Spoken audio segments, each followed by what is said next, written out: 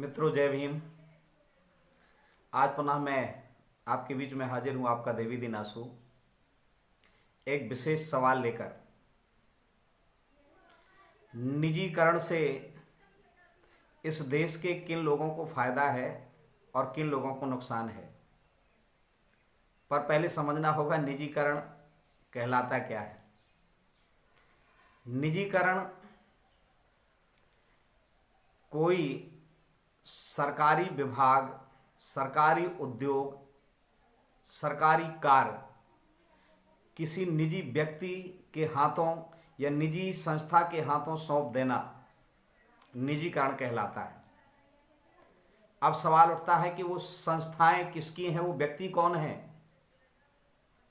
क्या हमारी संस्थाएं हैं या हमारे व्यक्ति हैं जो इन विभागों, इन संस्थाओं के मालिक बने हों। ये एक खोज का विषय है। आखिर निजीकरण को थोड़ा सा मैं उदाहरण के तौर पे आपके बीच में रखना चाहूँगा। शासन से निजीकरण के हाथों कौन सी व्यवस्था कैसी दी गई। जैसे राज्य परिवहन निगम एक शासकीय व्यवस्था थी, शासकीय विभाग था, सरकारी विभाग था, लेकिन उसे प्राइवेट के हाथों दे दिया गया, निजीकरण के हाथों गया। तो अब सरकारी बसों की जगह प्राइवेट बसें चलने लगीं। जब सरकारी बसें चला करती थीं तो उसमें जो कर्मचारी होते थे उसकी भर्ती विधिवत की जाती थी, चाहे वो ड्राइवर हो, क्लीनर हो, कंडक्टर हो, बाबू हो। उसकी भर्ती सरकार के गाइडलाइन के हिसाब से, सरकार के नियम से होती थी। लेकिन प्राइवेट बसों में ऐसा कुछ नहीं होगा। निजी बसें निजी व्यक्ति के हाथों की हैं। वो जिसको ड्राइवर चाहेगा, जब तक चाहेगा रखेगा, जब नहीं चाहेगा तब निकाल देगा। जिसको चाहेगा रखेगा, जिसको नहीं चाहेगा नहीं रखेगा। ये प्राइवेट या निजी हाथों का मतलब होता है। दूसरा उदाहरण, जैसे आज प्राइवेट नर्सिंग होम चल रहे, प्राइवेट हॉस्पिटल हैं, उसमें शासन की गाइडलाइन काम नहीं करती। जो सरकारी हॉस्पिटल होता है, जो सरकारी डॉक्टर होता है, सरकार के डॉक्टर की भर्ती होती है, उसका एक सर्कुलर होता है। लेकिन प्राइवेट अस्पतालों में, प्राइवेट स्कूलों में ये चीज़ नहीं। प्राइवेट जो ठेकेदार हैं उनके, वो अपने हिसाब से भर्ती करेंगे और मन मुताबिक जब चाहेगा उनको उस नौकरी से, उस काम से बाहर कर देंगे। ये निजीकरण कहलाता है। ठेका प्रथा, ठेकेदार जब तक चाहेगा उसे अपने काम में रखेगा और जब उसका मन नहीं चाहेगा नहीं रखेगा। जिसको चाहेगा उसको रखेगा, जिसको नहीं चाहेगा नहीं रखेगा। ये ठेका प्रथा लागू हो गई। आखिर इस तरफ हमारी आपकी नज़र क्यों नहीं जाती? हम कब आंखें खोलेंगे? मेरे भाइयों, हम आप सोचते हैं कि हमारे बेटा बेटी पढ़ने के बाद सरकारी नौकरी में जाएंगे। सोचना अच्छा है, सोचना चाहिए। पर कभी आपने ये सोचा है कि हम अपने बाल बच्चों को, बेटा बेटियों को प्राइवेट विद्यालयों में, प्राइवेट कॉलेजों में मेहनत मजदूरी करके, कर्ज पानी लेकर के अपने बेटा और बेटियों को पढ़ा लिखा तो लेंगे, पर सरकारी नौकरी उनके लिए कहाँ से लाएंगे? जब सरकारी विभाग ही नहीं रहेंगे तो सरकारी भर्ती कहाँ से होंगी?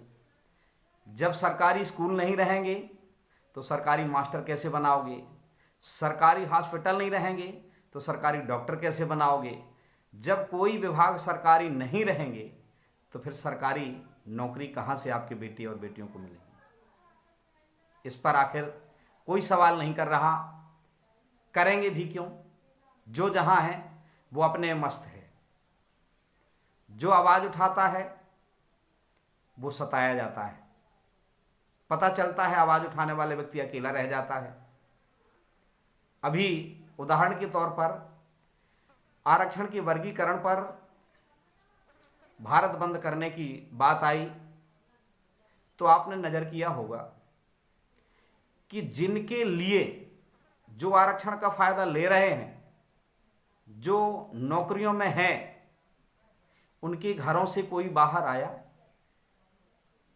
या जिन लोगों ने आवाज़ उठाई उनकी मदद उनके द्वारा कुछ हुई, जिनके घरों में आरक्षण की वजह से आज चूल्हा जल रहा है, आज शान शौकत जिस आरक्षण की वजह से हुई है, उनकी तरफ से क्या हुआ? कुछ सुगबुगाहट हुई? मुझे तो नहीं लगता। पर वही सवाल इधर भी आता है कि हम जिनके लिए आवाज़ उठाना चाहते हैं या हम जिनकी आवाज़ बनना चाहते हैं, क्या वो हमारे साथ खड़े होंगे?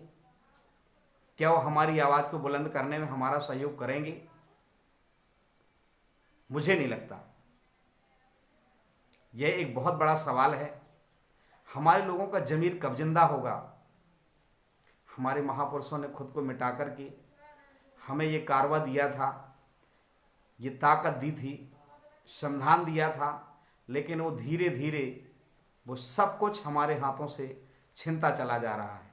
लेकिन इसकी कड़ी कौन आगे बढ़ाएगा, यह एक सवाल है।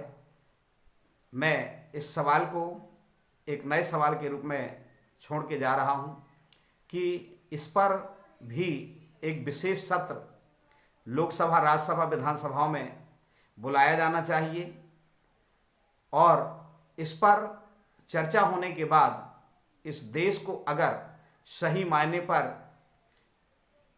विकसित राष्ट्र बनाने की परिकल्पना जो की जा रही है, वो एक बहुत बड़े वर्ग को पीछे रखने के बाद हम देश को आगे ले जाने की बात करते हैं, शायद जो असंभव है।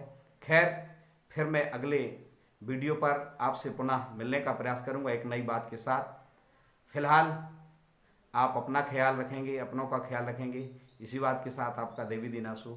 जय भीम, जय भारत, खुदा हाफिज, नमो बुद्धाय, जय जय कांशीराम।